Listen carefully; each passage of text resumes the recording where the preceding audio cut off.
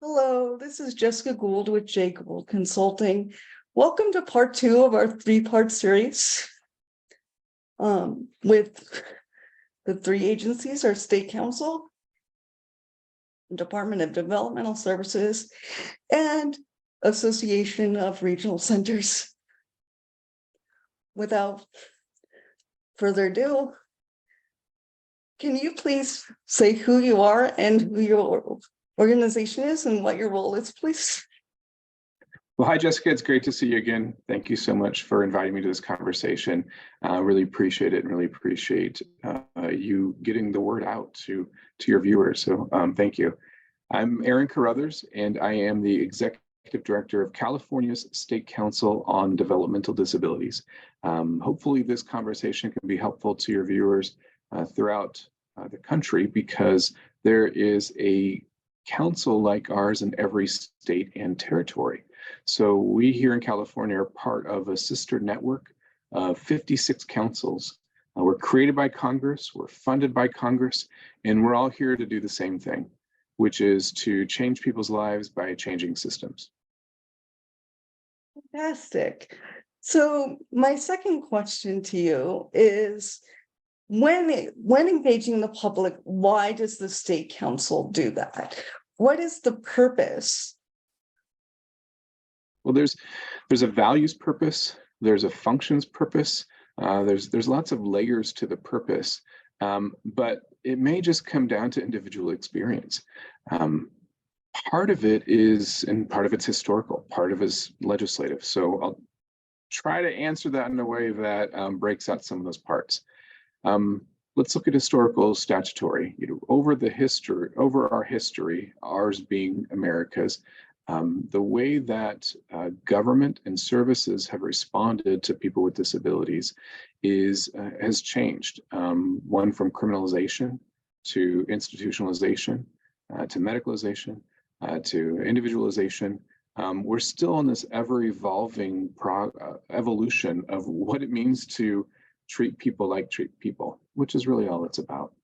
I'm a person with disabilities. I was a child of parents with developmental and other disabilities. I have a son who has disabilities. So disabilities is well, it's just life. And that's really kind of the goal. Disabilities is just life.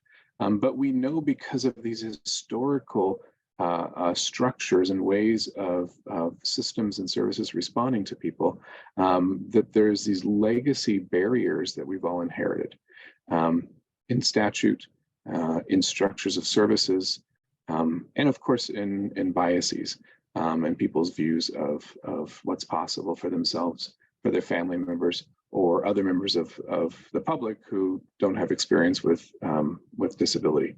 I don't know who that is. In my world, everybody has experience. So, but I believe there's got to be people out there who don't have any experience. How privileged for them. But it's so interesting when I do come across somebody, I kind of know, because they'll talk about ADA. They think they're really down for the cause by talking about ADA. And ADA is important. ADA is critical. ADA is landmark. ADA is watershed. But ADA is also just about accessibility. And accessibility is just being able to get into the building. Well, there's next evolution or phase of that would be diversity. And that's just getting, once you're in the building, you're able to get to the table. There's a whole lot around DEI space. So the next phase in diversity is inclusion. So once you got in the building, diversity will be able to get to the table. Inclusion would be having a voice at the table. I've always advocated for belonging in DEI space, which is once you're in the building, you're at the table, you have a voice at the table, you're actually being heard. I think that's it's a handy way to think about how do you treat people like people. It shouldn't be necessary, but some people get confused. But your question was, how do we engage in the community? And it's based on relationships. And what's the purpose of it? Like, why do you go out to the general public? And I'm just going to throw in the third question just so you can mull over it, which is, what does the state council do with that information once they engage with the public? Bringing it back to state council as a state organization, what does that information serve as? Oh, that's great. So the state council, I'm in the Sacramento office, which is our headquarters. We also have 12 regional offices to make sure that we have a presence in roots throughout every inch of California's soil. I guess it is kind of a tree. Our regional offices work with people in the community who are coming to our offices in need. Those offices are helping them, then sharing with us in headquarters what they're learning. We're looking at headquarters for issues that are impacting people across the state, needs people across from the state are wanting. And then we go to the state capitol, to state departments in Sacramento, and advocate for those needs or those changes. So when that happens, that's kind of the tree blooming.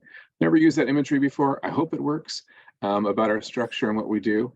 It does. But so often we found the need, and why the Congress created a council in every territory, is that we're a state department. We're independent.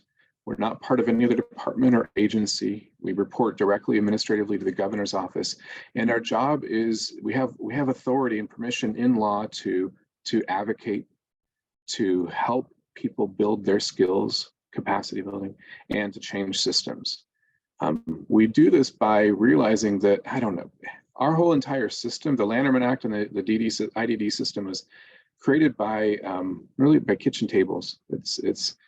I'm a family. There's now a diagnosis in my family, and I sit around the kitchen table thinking, okay, what do I do? What does this mean? How do I work? Okay, how do we succeed? How do we survive? And every person, so many people who get diagnosis feel like pioneers until they find another kitchen table with another family that's similar to theirs. Oftentimes those kitchen tables are what created the Lanterman Act and the statutory movement over 50 years ago. But in over 50 years, our system hasn't evolved too much. It's still, each time there's a diagnosis, there's this feeling of being a pioneer and the first time anybody's ever experienced whatever the family is experiencing. With ultra rare disorders, it could be the first time somebody is experiencing it. But that process of navigating the systems to get what you need in healthcare and housing and employment and schooling and jobs and interacting with law enforcement and transportation, and how it falls apart and the gaps between, that's where the state council steps in. We don't deliver a specific program. There isn't anything that we say, well, here's our program on this and come get some. You just call us and you tell us what's happening, and we share with you our knowledge of the systems, and we help you. We're that space in between the systems to help make government work. So you tell us your problem, we say, that's okay. Based on what we know, here's what we advise you do for the next steps. You need to call this person, you get that person. And so we kind of help make government work. Fantastic. And the last question I always ask is, are there any questions you have for me regarding this process, specifically this interview process? Well, no questions about this interview process, but as the systems change entity, I'm always interested to hear, what are you seeing in the community? What are you seeing from your experiences? What are the trends that are happening right now? Well, the good thing is it's changed from the first 4 years ago when I opened, because I opened due to what I call the lost population. It would be a parent or a consumer that really just needed help but didn't know where to go. And there weren't the same roads there were even 10 years ago to lead them to where they needed to be. So as I've been working over the last 4 years, those roads have started to reappear. And it's mainly the outreach of the organizations responsible for the population in the sense of services, whether it be regional centers, state council, Department of Disabled Services. There's quite a few of you guys, but the outreach aspect has slowly coming back, which is what I massively saw missing 4 years ago.